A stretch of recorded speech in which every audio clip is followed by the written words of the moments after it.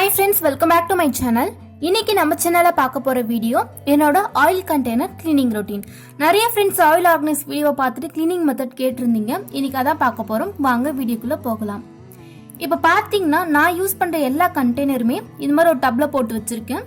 இதை வாஷ் பண்றதுக்கு ஒரு ஸ்பெசிபிக் டைம்லாம் இல்லை ஃப்ரெண்ட்ஸ். எப்பெல்லாம் ரொம்ப அழுக்கா இருக்கோ அந்த மாதிரி டைம்ல கண்டிப்பா வாஷ் பண்ணுவேன். கிட்டத்தட்ட ஒரு 10 நாளைக்கு ஒரு முறை கண்டிப்பா வாஷ் பண்ணுவேன். இப்போ எப்படி பண்றதுன்னு பார்க்கலாம். தண்ணி போட்டு ஊற வைக்கிறதுக்கு முன்னாடி ஒரு டிஷ்யூ பேப்பரோ இல்லை நியூஸ் பேப்பரோ வச்சு அந்த பாட்டிலில் இருக்கிற எல்லா எண்ணெயுமே தொடச்சி எடுத்துக்கலாம்.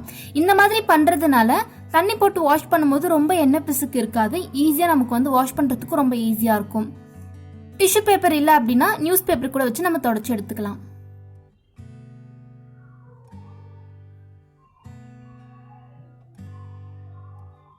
தொடச்சு முடிச்சுட்டு இந்த கண்டெய்னர் எல்லாம் முங்குற அளவுக்கு தண்ணி விட்டுக்கலாம்.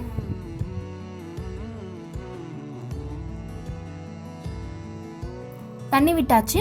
இது கூட நான் கொஞ்சமா வினிகர் ஆட் பண்ணிக்க போறேன். வினிகர் உங்ககிட்ட இல்ல அப்படின்னா ஏதாவது விம் ஜெல்லோ இல்ல சர்ஃப் கூட நீங்க போட்டு ஊற வச்சுக்கலாம். இது கூடவே 1 டேபிள் ஸ்பூன் போல பேக்கிங் சோடாவை ஆட் பண்ணிக்க போறோம். இந்த 2 பொருள் எதுக்கு ஆட் பண்றோம்னு பாத்தீங்கன்னா கிளீனிங் பர்பஸ்க்கு ரொம்ப யூஸ் ஆகும் ஃப்ரெண்ட்ஸ். ஈஸியா நம்ம அந்த எண்ணெய் பிசுக்கெல்லாம் போறதுக்கு ரொம்ப யூஸ்ஃபுல்லா இருக்கும். அதனால ஆட் பண்ணிருக்கோம். இப்போ ஆட் பண்ணிட்டு ஒரு 10 நிமிஷம் போல இது நல்லா ஊற வச்சிடலாம்.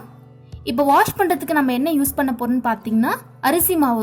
என்னோட ஆயில் ஆர்கனைஸ் வீடியோ பார்த்தவங்களுக்கு தெரிஞ்சிருக்கும்.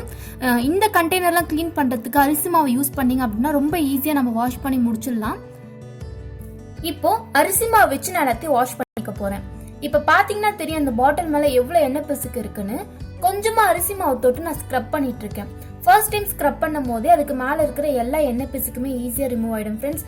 ரொம்ப ஸ்ட்ரெயின் பண்ணியோ இல்லை கஷ்டப்பட்டு ஸ்க்ரப் பண்ண வேண்டியிருக்காது. இப்போ பாருங்க, கண்டிப்பா உங்களுக்கே ஒரு நல்ல டிஃபரன்ஸ் தெரியும். நான் ஸ்க்ரப் பண்ணி இருக்க பிளேஸ்க்கும் பக்கத்துல இருக்க பிளேஸ்க்கும் பாருங்க எவ்வளவு நல்ல டிஃபரன்ஸ் தெரியுது. ஃபர்ஸ்ட் டைம் வாஷ் பண்ணும் போதே எண்ணெய் பிசுக்கு எல்லாமே போயிடும் ஃப்ரெண்ட்ஸ். அதனாலதான் நம்ம அரிசி மாவு யூஸ் பண்றோம். அரிசி மாவு உங்ககிட்ட எது இருக்கு நீங்க அதுவே யூஸ் பண்ணிக்கலாம். எது வேணாலும் யூஸ் பண்ணிக்கலாம். அதே மாதிரி எல்லா ஆயில் கண்டெய்னருக்குமே இதே மெத்தட நம்ம ஃபாலோ பண்ணிக்கலாம். பிளாஸ்டிக் இல்ல எவர் சில்வர் இல்ல கிளாஸ்வேர் ஐட்டம்ஸ் எதுவா இருந்தாலுமே இதே மெத்தட நம்ம ஃபாலோ பண்ணிக்கலாம். அது மட்டும் இல்லாம நம்ம வீட்டுல பூஜை சாமான் இருக்குல்ல, அதை வாஷ் பண்றதுக்கும் அரிசி மாவை யூஸ் பண்ணோம் அப்படின்னா ஒரு நல்ல பளபளப்பு கொடுக்கும் ஃப்ரெண்ட்ஸ். இப்போ எல்லாமே அரிசி மாவுல வாஷ் பண்ணி முடிச்சாச்சு.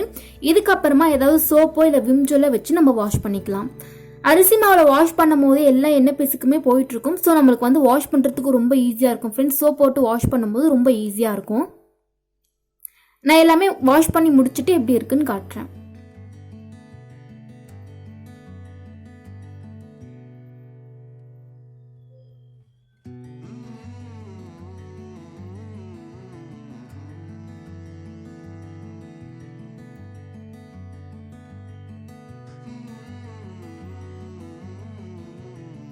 அவ்வளோதான் ஃப்ரெண்ட்ஸ். இப்போ பாருங்க, கண்டிப்பாக உங்களுக்கு ஒரு நல்ல டிஃப்ரென்ஸ் தெரிஞ்சிருக்கும். நம்ம என்ன பாத்திரங்களை கழுவுறதுக்கு கண்டிப்பாக இது ஒரு ஈஸியான மெத்தடாக இருக்கும். நீங்களும் உங்கள் வீட்டில் ட்ரை பண்ணி பாருங்க. கண்டிப்பாக உங்களுக்கு ஒரு நல்ல ரிசல்ட் கிடைக்கும். இந்த வீடியோ உங்களுக்கு பிடிச்சிருக்கும், பயனுள்ளதாக இருந்திருக்கும்னு நினைக்கிறேன். இது போல இன்னொரு இன்ட்ரெஸ்டிங்கான வீடியோவில் பார்க்கலாம். என்னோட வீடியோஸ் உங்களுக்கு பிடிச்சிருந்தா சேனலுக்கு இன்னும் நீங்கள் சப்ஸ்கிரைப் பண்ணலை அப்படின்னா சப்ஸ்கிரைப் பண்ணிக்கோங்க. தேங்க்ஸ் ஃபார் வாட்சிங்.